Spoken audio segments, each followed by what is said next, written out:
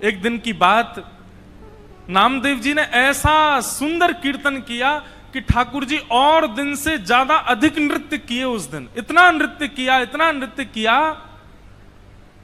कि जनाबाई जैसे ही कीर्तन पूर्ण हुआ, जनाबाई रोने लगी।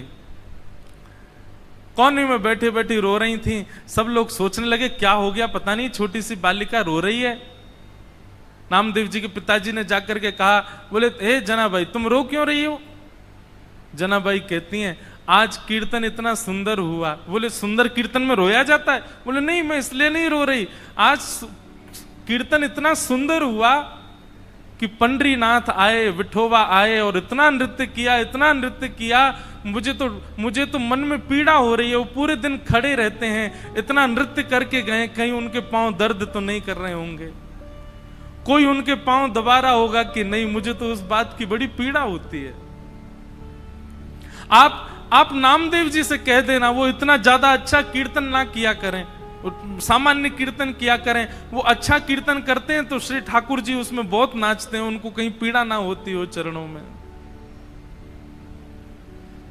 बंधुओं, ये सब भाव ठाकुर जी आपके जब से प्रसन्न होते हैं तब से प्रसन्न होते हैं, नियमों से प्रसन्न होते हैं, आपकी विचारधारा भावनाओं सबसे प्रसन्न होते हैं। पर जब ऐसी भावनात्मक बुद्धि आपकी हो जाती है, आप छोटे छोटे भावों में भी चिंतन करने लगते हो, तब ठाकुर जी अति प्रसन्न होते हैं।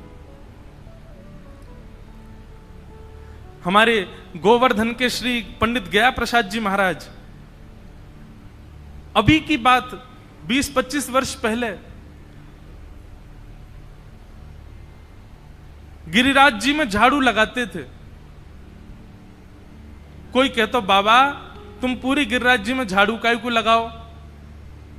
तो बाबा ब्रज भाषा में बड़े भाव से बोलते, कहा बताऊं, जे नंद जी को लाला माने नाए, नंगे पाम डोले पूरे ब्रजमंडल में, और नंगे पाम डोलतो गिरिराज जी पे आतो होएगो, तो यहाँ पे ये कंकड़ पत्थर और ये कांटे बाकी पामन में लग जाते होंगे, फिर रोतो जातो होगो, यशोदा मैया को बतातो होगो। या मेरे मन में तो भाव आवे कि मैं झाड़ू लगाए कि सबरे कंकड़ पत्थर और सबरे कांटे इनको किनारे कर दूं, कहीं नंद जी को लाला आवे तो बाकी पामन में कहीं कोई कठोर वस्तु लग नहीं जाए। और ये बात कहते कहते रोने लग जाते थे। ऐसे भाव। बंधुओं, क्षमा करना, आपका नियम 1 घंटे से 4 घंटे में परिवर्तित हो गया, आपकी साधना 4 घंटे से 1 दिन में परिवर्तित हो गई, आपकी तीर्थ यात्रा हर साल की 4 बार की फिक्स हो गई, इससे ठाकुर जी प्रसन्न नहीं होते।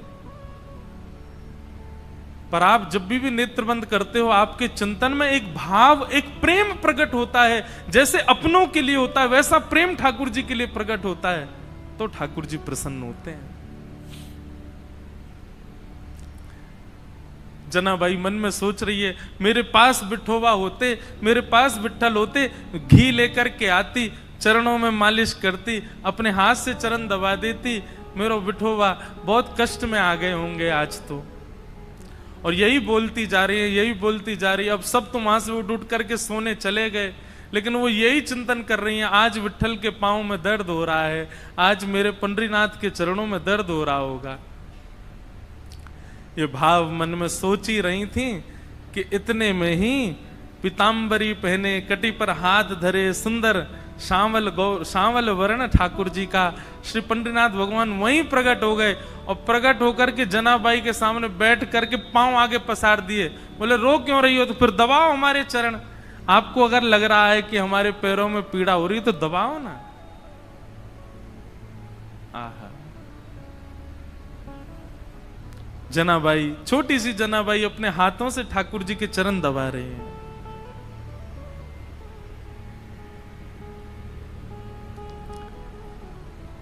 चरण दबाती जा रही हैं और मुखमंडल के रूप को देखती जा रही हैं, कैसा स्वरूप है श्री ठाकुर जी का। अब छोटी सी बालिका, और क्या कोई वेद मंत्र तो आते नहीं उनको, कोई शास्त्रों की बात तो आती नहीं ठाकुर जी से पूछे। पैर दबाते दबाते जनाबाई पूछ रही है, भोजन किया आपने? ठाकुर जी बोले हाँ किया। तो क्या पाया?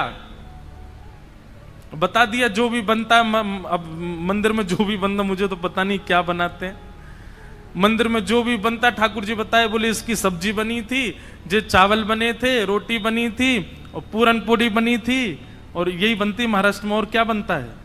पूरन पोली है। और क्या बनता है? अब हमको कोई बना के खिला ही नहीं रहा तो हमको पता कैसे चले? हम तो अपने महाराज संग लेके आए, बेचारे वो रोज दाल चावल रोटी सब्जी बना देते, वही पाले रहे हैं।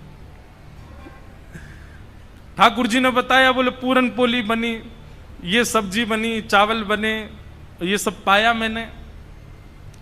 जनाबाई पैर दबाती दबा, अच्छा कल क्या पाया था? ठाकुर जी बोले यही पाया था। बोले जो आज पाया वही कल पाया? बोले हाँ यही पाया था। अच्छा तो परसों क्या पाया? ठाकुर जी बोले परसों भी यही पाया था।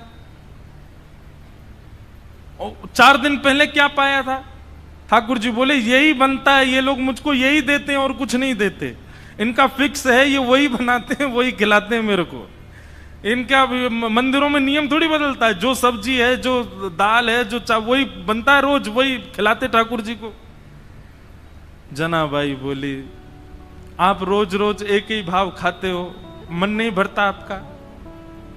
ठाकुर जी बोले भरता तो है, पर ठीक है कोई बात नहीं, भाव से बनाते हैं तो पाता हूं। जनाबाई बोली मैं कुछ नया बना के पवाऊं तो? ठाकुर जी बोले तुम बनाओगी? बोले अभी बना के लाऊं, आप बस बैठो मैं लेके आती हूं।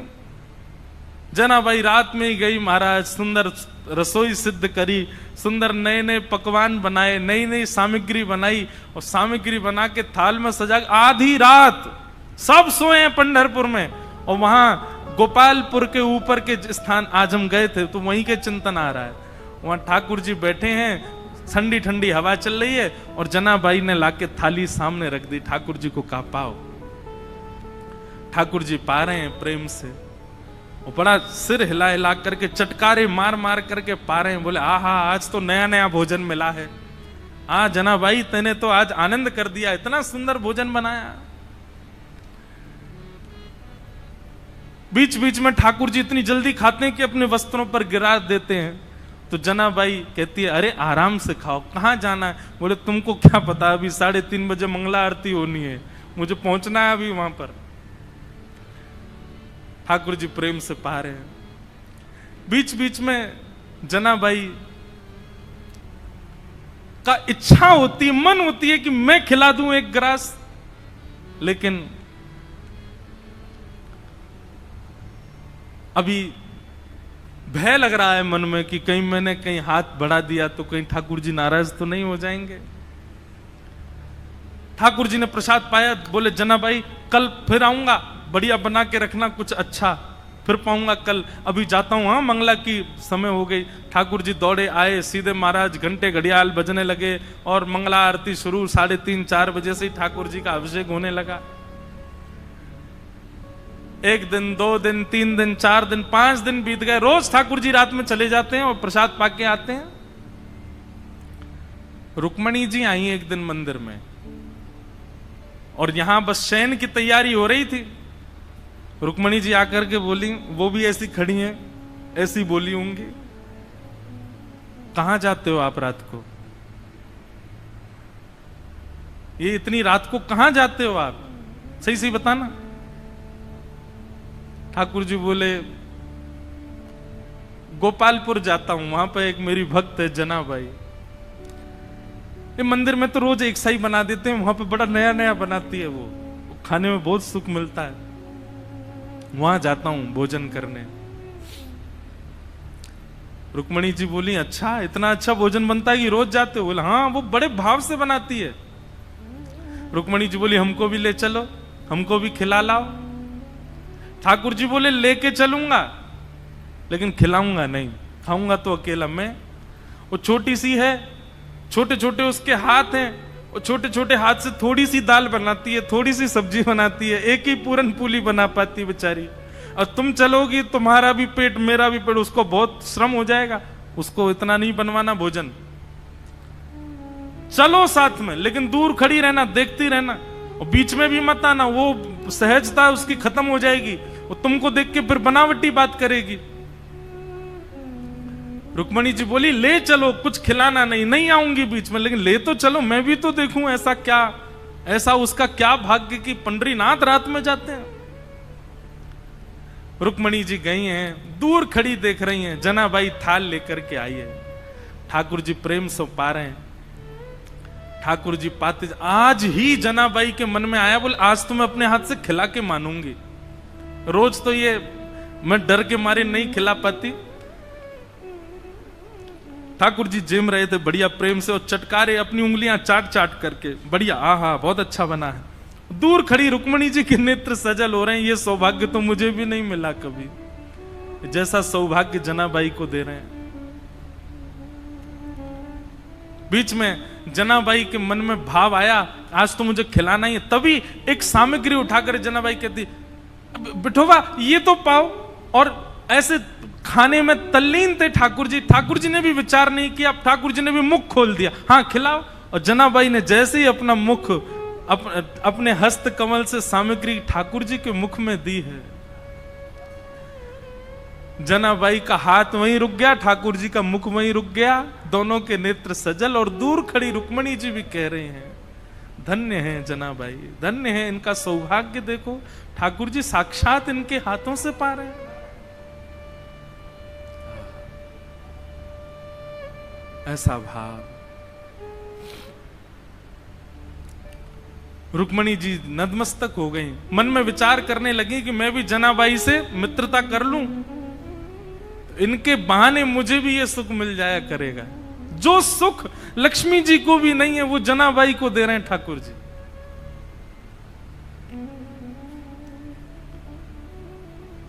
ठाकुर जी नित्य जाते हैं, रात भर जनाबाई के पास रहते हैं और कुछ नहीं करते। जनाबाई अपना काम करती रहती है, ठाकुर जी बैठे बैठे देखते रहते हैं। बंधुओं, भक्ति जब अपनी स्थिति में आएगी, जैसे मैंने आज प्रारंभ में कहा ना, एक माइलस्टोन, एक बात याद रखिएगा, आपका नाम जब, आपकी साधना, आपका कथा श्रवण, आपका नित्य भगवत स्मरण, उसमें एक बहुत विशेष माइलस्टोन जो आएगा वो ये कि एक दिन आप अपने भावों को शब्द में परिवर्तित करके गाने लग जाओगे। माफ कीजिएगा, क्षमा कीजिएगा, लेकिन अभी भक्ति में गायन प्रारंभ नहीं हुआ, भक्ति में लिखना प्रारंभ नहीं हुआ, भक्ति में शब्दों में पिरो करके उन भावों को पदावली के रूप में करने का प्रारंभ नहीं हुआ, तो अभी आप उस माइलस्टोन पर पहुंच नहीं पाए हो। बात समझ रहे हैं ना मेरी? आपके भक्ति भाव शब्द में परिवर्तित होने लग जाएं, आपका मन हो मैं लिखूं, मैं गाऊं, मैं सुनाऊं, तब समझो कि हां अब एक सीमा पर आप पहुंच गए हो, ठाकुर जी के समीप बस पहुंचने ही वाले हो। हम एक बात कथा में कहते हैं, जिसने भी पाया गा करके ही पाया, बिना गाए किसी ने नहीं पाया।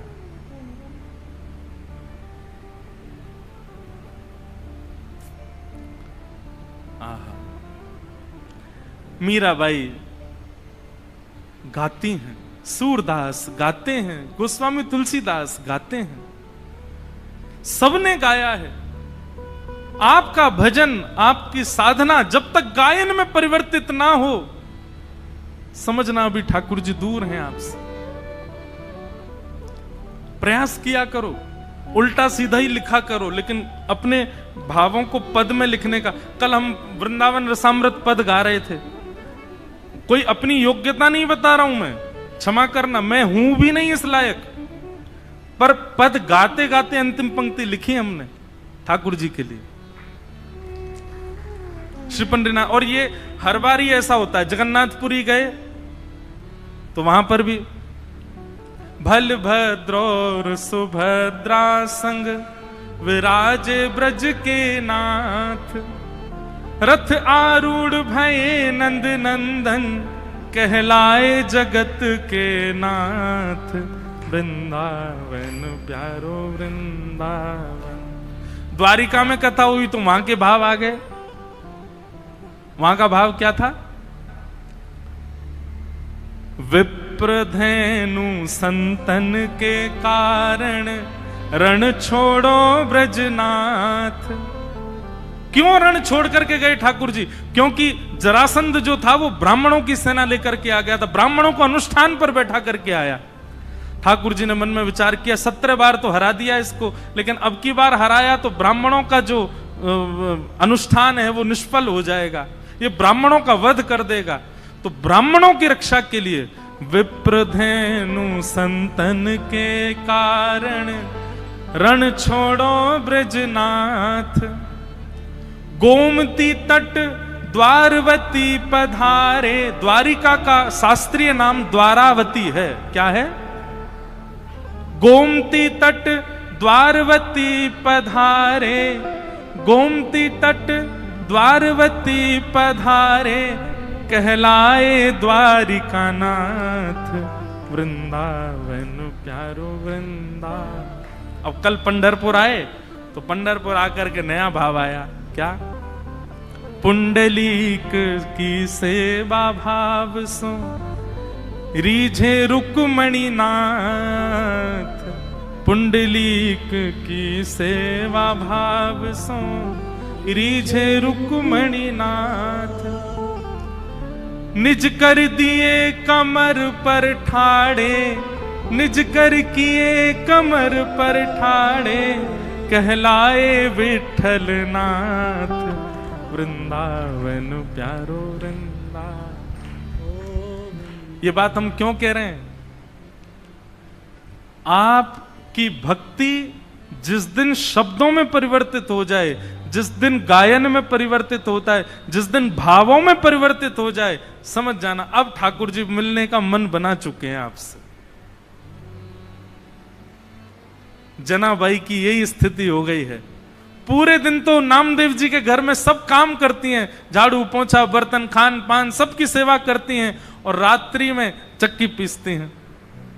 और चक्की की जो घर घर घर आवाज आती है, उस घर घर घर आवाज को ही ताल बना करके जनाबाई पद गाती हैं। पद, अब मुझे जनाबाई का कोई पद याद नहीं। मैं पंढरपुर में इसीलिए पीछे रह जाता हूं, मुझे यहाँ के भाषा का दिक्कत हो जाती है। मराठी भाषा है और कैसे गाऊं, भाव जब तक समझ नहीं आए। आज 2 बालिकाएं हैं, वो इतना सुंदर गाती हैं, रोज ठाकुर जी को आके सुनाती हैं। और मैं उनसे सुनता तो हूं, फिर मैं पूछता हूं इसका अर्थ क्या है, फिर अर्थ सोच करके सोचता हूं अब मैं गाऊंगा, लेकिन वो शब्द मुझे नहीं बैठ पाते बढ़िया से जुबान पे। तो जनाबाई पद गा रही थी आज, और महाराज ध्यान से सुनिएगा सब लोग, जनाबाई पद गा रही थी और इतने में ठाकुर जी आ गए। और ठाकुर जी आकर के मानो पीछे खंबे से टेक लगा करके और नेत्र बंद करके बड़े भाव से सुन रहे हैं जनाबाई के भाव।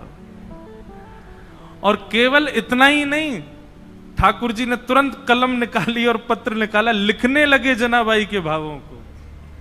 बताओ, दुनिया गाती है, आप लिखते हो, जनाबाई गा रही है, ठाकुर जी लिख रहे हैं उसके पदों को। कितना सुंदर भाव।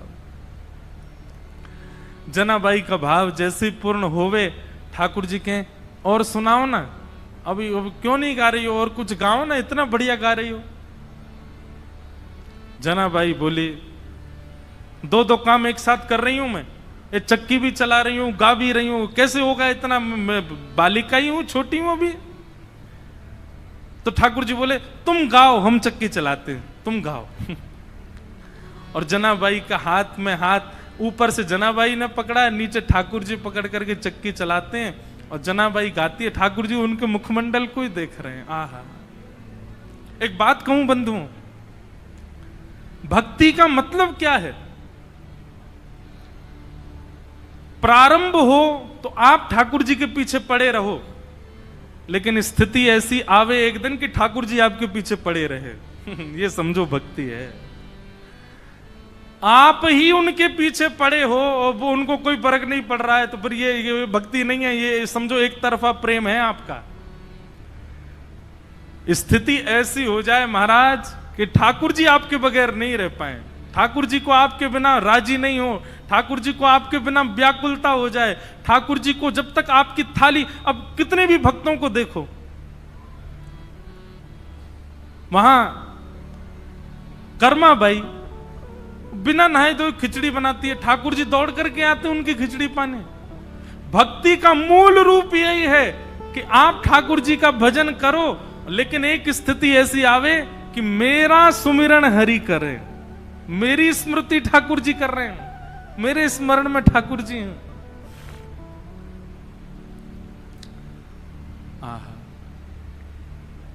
जनाबाई के भाव इतने प्रिय लगने लगे। ठाकुर जी कहें तेरे काम मैं करूं, तू बस गाती रहे।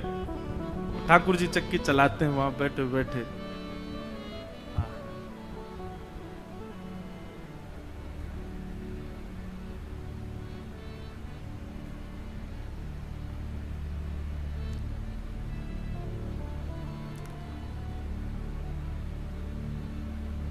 एक दिन जनाबाई बोली, ठाकुर जी आप चक्की चलाते हो पर आप इतने आभूषण पहन के रखते हो कि कोई आभूषण आपके कभी टूट जाए, कोई आभूषण आपकी चक्की से टकराते रहते हैं, इतनी आवाज होती है, मुझे तो भय लगता है कोई रात में आ ना जाए।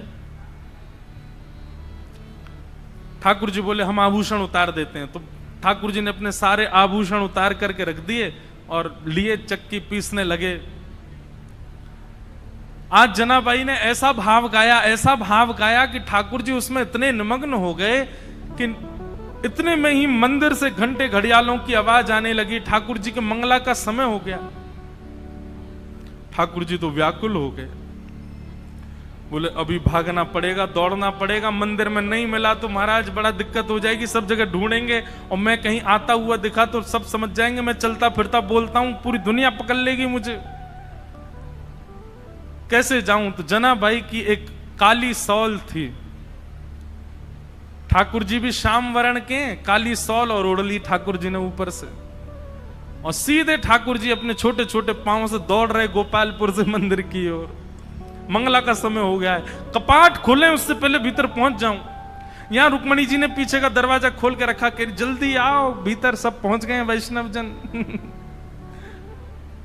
ठाकुर जी बेचारे मुकुट उकुट संभाले, अपना भीतर पहुंचे, भीतर जा खड़े हो गए। इतने में कपाट खुले। कपाट खुले, दो गलती हो गई ठाकुर जी से। क्या? अपने आभूषण भूल आए जनाबाई के यहां, और जनाबाई की सौल पहन के खड़े हो गए वहां पे। जैसे ही कपाट खुले, पुजारी बोले हैं ये आभूषण कहां गए, और ये पुरानी सी काली सी सौल किसकी ओढ़ रखी है। अब तो पहले कपाट खुलते हैं तो आदमी और नेत्र गाड़ करके देखते हैं ठाकुर जी को। सुबह सुबह सबके अपलक नेत्रों से सब ठाकुर जी को देख रहे हैं, और ठाकुर जी के मुख पर संकोच दिखाई दे रहा है। बोले आज तो पकड़े गए हम। इतने में ही पीछे खड़े नामदेव जी की दृष्टि पड़ी, और नामदेव जी बोले ये सौल तो कहीं देखी देखी लग रही है। और नामदेव जी के घर में ही रहती जनाबाई, उनके यहां काम कर रही हैं बेचारी, सब झाड़ू पोंछा बर्तन सब करती जनाबाई। नामदेव जी के मुख से निकल गया ये तो जनाबाई की सौल है। आहा, ठाकुर जी लीला करके आए हैं जनाबाई के पास। अब ये बात जैसी उन्होंने कई आसपास के लोगों में ये बात सुन ली, उनके भी मन में आ गया कि ठाकुर जी जनाबाई पे कृपा करके आए। पर इतने में ही भीतर से मंदिर से आवाज आने लगी, पुजारी कहने लगे ठाकुर जी के आभूषण चोरी हो गए, किसी ने ठाकुर जी के आभूषण चुरा लिए हैं, ठाकुर जी के आभूषण नहीं मिल रहे हैं। देखो मानव कितना विचित्र है। ये उन मानवों की निंदा नहीं, हम आप सब भी होते तो हम भी यही कहते। नामदेव जी के मुख से निकला कि ये तो जनाबाई की सौल है, तो जिन लोगों ने सुना उन्हीं लोगों ने कह दिया, बोले जनाबाई की सौल है, इसका मतलब जनाबाई ही आई थी और आभूषण चुरा करके भाग गई, सौल भूल गई यहीं पर। जनाबाई ने ठाकुर जी के आभूषण चुरा लिए। सब लोग हाथ में आयुध लिए, हल्ला मचाते हुए, चिल्लाते हुए सब गोपालपुर की ओर गए। सुबह सुबह का समय, ऊपर पहुंचे, जैसे ही वहां जाकर के देखा,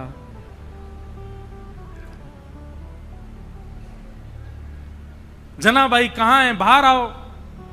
जनाबाई निकल करके आई, क्या बात है, क्यों चिल्ला रहे हैं आप लोग। बोले तुमने ठाकुर जी के आभूषण चुराए?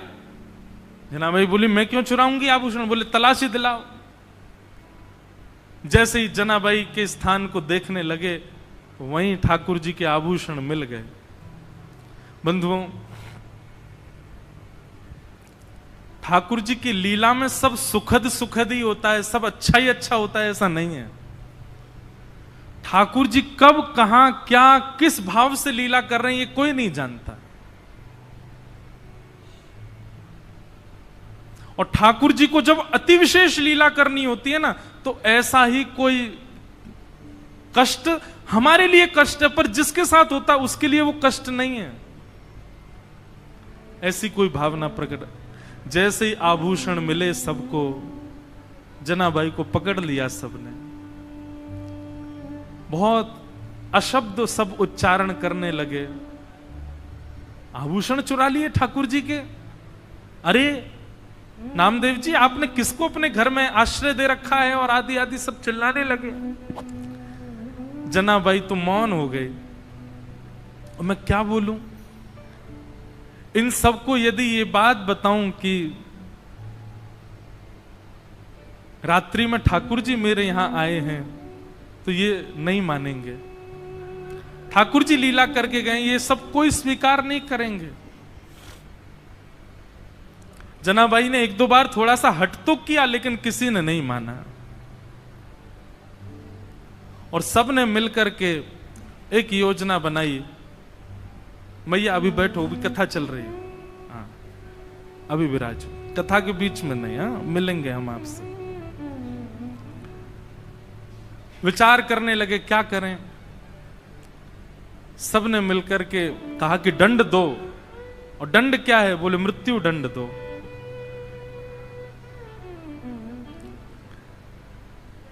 नामदेव जी मनी मन समझ गए कि ठाकुर जी अब जनाबाई को अपने अंतरंग लीला में प्रवेश देना चाह रहे हैं, इसीलिए लीला चल रही है।